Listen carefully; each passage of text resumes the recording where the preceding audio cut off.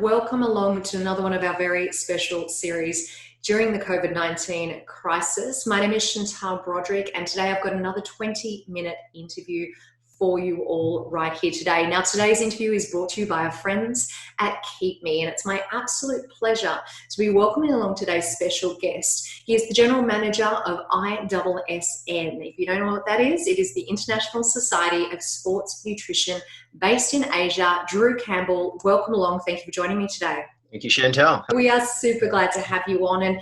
And what's really interesting about today's interview, Drew, is we have had guests speak to us from Australia, from America. We've got some guests coming up from the UK. We have not had anyone chat to us yet from Asia, and you are actually based in Shanghai, and you're joining us today because you've got a very different perspective, because you're a little bit further down the line than the rest of the world at the moment as far as COVID-19 is concerned. So do you want to tell us just a little bit about life for you at the moment as a business owner? Talk to us about the fitness industry over there, what people are doing, and maybe just give us a little bit of an insight into your world at the moment based in Shanghai, China.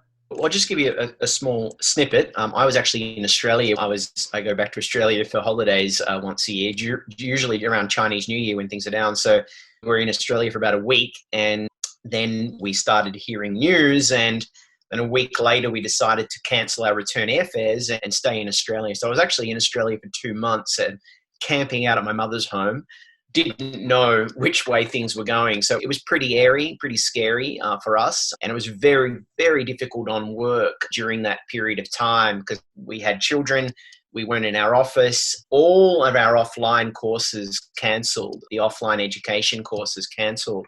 We had courses in Beijing. People signed up and paid and scheduled.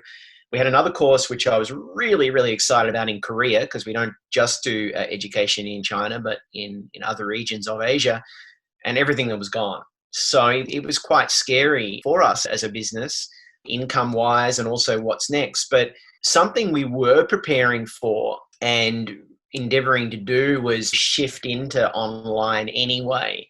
So, fortunately for us, we didn't have, there are some education companies that in China and Asia who are really struggling because they've got huge locations, huge facilities, huge cost, rental, a lot of staff. Fortunately for us, we didn't have that. It's not something we ever want to do. We were able to pivot quite quickly into things. So we have since then launched live streaming, and we've been doing a lot of live streaming courses since then using technology like Zoom.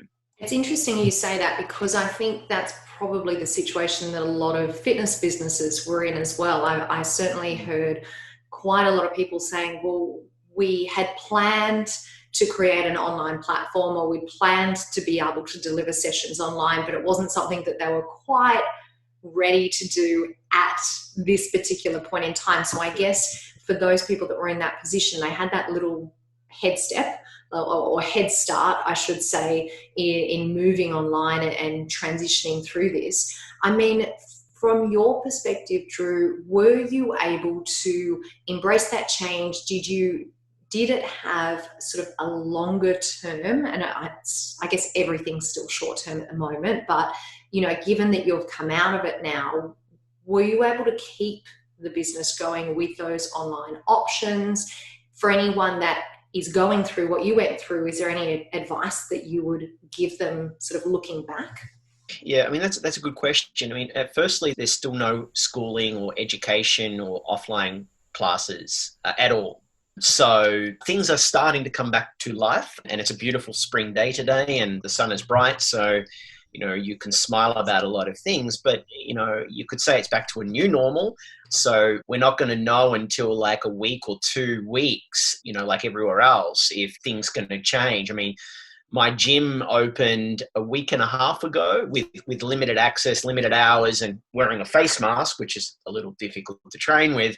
But I mean, it was shut for 3 months, but we didn't really know when it was going to open until really the last second. So to be clear, we're still in the new normal of courses, which is live streaming, and we're filming a lot of content now for a new online platform. But No, we're not going back to normal just yet. Yeah, well, I think you raise a really good point is, will we ever go back to what we used to consider normal? Maybe we won't. Perhaps it is just the new normal as you've phrased it. So Drew, just in relation to your experience with your gym personally, let's just take a look at that for the moment. Can you tell us a little bit about, you mentioned like reduced hours, reduced sort of days and stuff like that. Is there still a social distancing? Like, what are some of the rules and regulations that your gym have put in since reopening? First, I just want to make one point, and I think this is a reference to what you were saying before about a lot of the new normal and things are going on. I mean, we were planning to make changes, but Albert Einstein once said that necessity is the mother of all inventions. And this is what we're all facing at the moment. Everywhere in the world, we have to reinvent ourselves and change. We were looking at it before, but it wasn't necessary. So we got busy and we got sidetracked and we were complacent because we were making money in other areas. So, it is necessary to evolve to the new normal now. And it's actually not too bad. There's a little bit less moving parts. I don't have to live out of a suitcase traveling to different parts of Asia all the time. I am spending more time with the children. Hey, they don't have school, but, there is some benefit to the new normal as well. It's a bit probably airy for you guys that aren't in China. It's been strict, like, draconian. I'm Australian. I've lived here for a long time, so 15 years almost. So it's kind of a little bit more easy for me to adapt in a very, very strict regime of how things are done. Because of that, things can open. And also the problem, at least currently, is subsiding. Every shop you go into, every shopping mall, including gym, I mean, you're getting your temperature checked. You have to show a code, a green code of getting in places. What's the green code? It shows that you've been in Shanghai a certain amount of time. Wow. And do you have to show that going into your gym, and do you have to get a temperature check going into the gym? Yes, correct. Both of the above. Yes, so it's really good. It means things can go back to normal, but I don't know if other cultures and other countries would accept some of these standards. When people, say, well, China's getting back to normal, well, it's not really in some ways, and there are some very, very strict policies to ensure people are still healthy. So, Drew, let's talk about your business for a moment, because you're an education company. You work very closely with different fitness providers, and you've already told us that you have gone through the steps and continue to go through the steps of providing your courses online. What is next for you? Like, now that you're in this position, what do you foresee the next couple of months look like for your business? And are there any further changes that you anticipate that you might need to make moving forward? We're doing live streaming now and it's working. We're looking at other languages as well. Currently, we've just been doing Chinese Mandarin language live streaming courses for China. One we have coming up in 2 weeks. A gentleman from Melbourne, Chinese, Australian, is logging in because, hey, this is live stream. You have no borders. We have a partner in Korea, so we most likely have to launch a Korean language because our offline course is cancelled. So that will be Korean. We're in talks with Dubai, Middle East. Dubai is English, but some other parts are not English, of course, Arabic. So we might have to reinvent there. And we are actually launching an English language live streaming, and that's accessible to everywhere in the world as long as the time zone fits. Australia can log into our live streaming. Thailand is 1 hour behind China, so they have to log in 1 hour before. And America can even log in, but it's kind of in their late afternoon, evening. So, we can access a good portion of the world. We've never done that before, and with offline, we couldn't do that before. Yeah, I think that is particularly interesting because all of a sudden this situation has, I guess, put you into an environment where it sounds like you're opening up a wider audience, a broader reach for your particular business in areas that you may not have previously expected to get income from. So are you kind of re-looking at the business overall? I mean, I'm just thinking from a fitness perspective as well. What are some of the considerations that gym owners should do now that I guess they've got the world at their fingertips in many ways, which perhaps Previously, we always limited ourselves to our brick, not everyone, but many of us limit ourselves to our bricks and mortar facilities. And like in your example, delivering courses online, speaking to one person only. What considerations would you say fitness owners should think about now that they potentially can reach a much broader audience than previously? Technology is our future. It's how you use technology. There is certainly some, evil parts of technology. Like everything, it can be used for good. And my perspective and what we have been looking at doing for the last 18 months is reinvent ourselves. Because of this situation, we're, doubling down on that change. Because I don't see that, COVID-19 suddenly vanishes. I still see the future being technology-based and connecting a shared consciousness with everyone in the world. I mean, technology allows us to share and adapt at a rate unprecedented before. So it's a good thing. And I think a lot of business owners, depending on their model, I mean, some business models are very, very difficult to reinvent.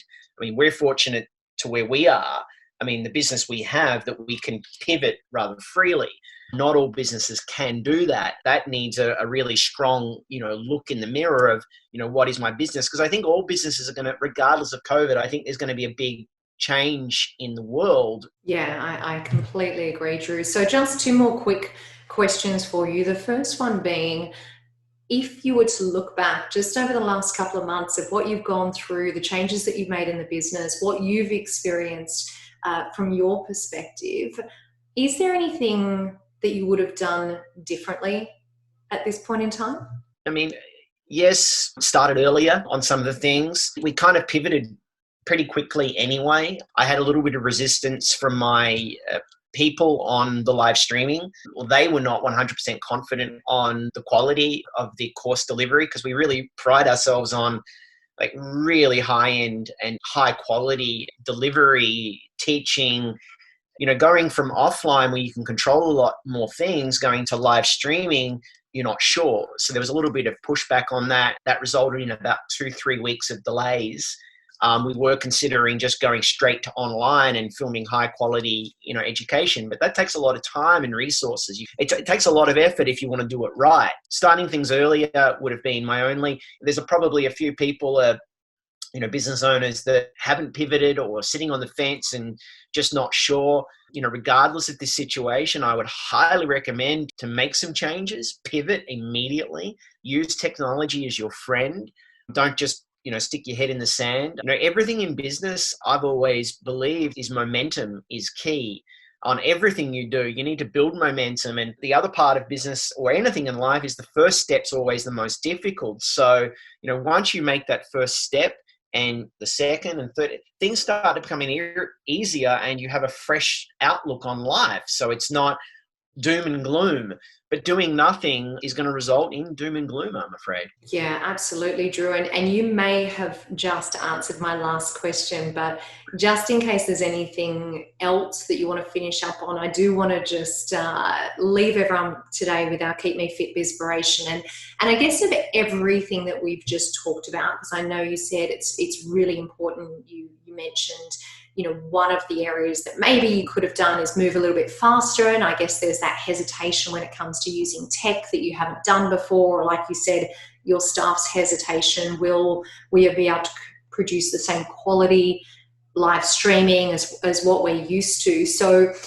can you leave us with today just that one step, that one action that business owners should be doing right now in order to move forward for when their doors do reopen, when that time comes? Okay, that's a good question. And because I've seen it handled very well in regards to that in China, in Australia, in America, and I've seen it handled really, really badly. I'm a big brander. I love branding and creating a brand and developing a brand that people buy into. And I think the best thing you can do in this situation, and I'm not naming any, but I saw a few gyms in Australia that were, very, very late in closing and using it's going to boost your immunity, almost indirectly saying you can cure from the coronavirus. I'm not saying that, but it was a bit long to wait until closing. I think, people should be proactive in their approach and looking at growing the brand and creating a relationship with the people. This is not going to last forever. Making sure the people are healthy, happy, providing free. I've seen a lot of companies, and we're about to launch a new free live streaming courses as well. Providing free content, free advice. People are stuck in their homes. They need engagement, and you can, like we're doing, Chantal, you can do a live streaming. You can do a body weight exercise group class. I mean, there's a lot you can do. And I think the most important for these people is engage with the audience. This is not going to last forever. Make people love you even more by being sincere about their health and their livelihood. One thing I got to say, and I was shocked and very pleasantly surprised. Another business that we oversee is a branding agency, a social media branding agency. We oversee nutrition fitness brands in Asia.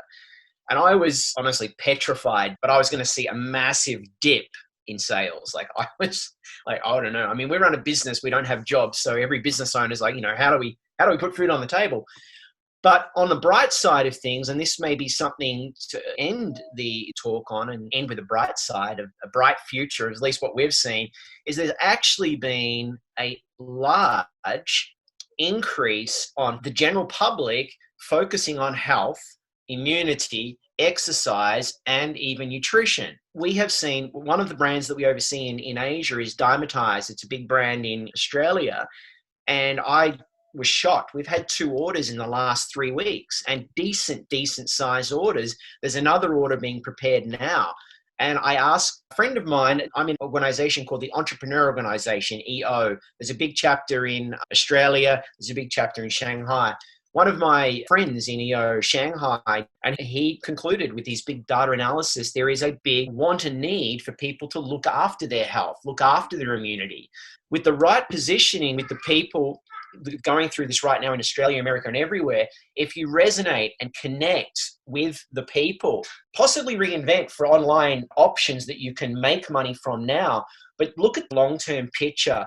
There is going to be a boom within the health industry, in my opinion, massive boom in the health industry after this, because people value their health. Money you can lose. That's okay.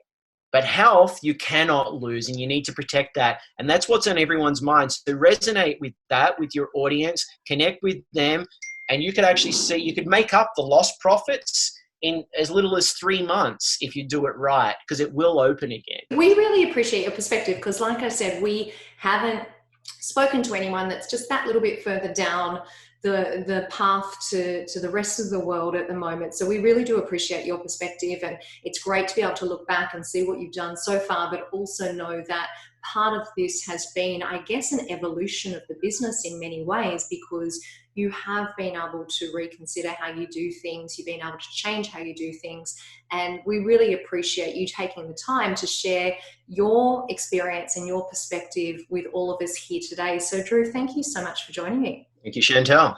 And as we wrap up today, I also want to say a huge thank you to all of our podcast partners, because none of these broadcasts would be possible without their support. So thank you once again to Keep Me. Thank you also to Precor and to all of our partners that are supporting the Fitness Business Podcast throughout COVID-19. And just a quick reminder to all of you that are watching right now, we do have a complete library of these 20-minute videos all around COVID-19, how you can handle things, looking in the trenches of different fitness business owners. So if you want to check those out, go to fitnessbusinesspodcast.com and click on the link for COVID-19 videos.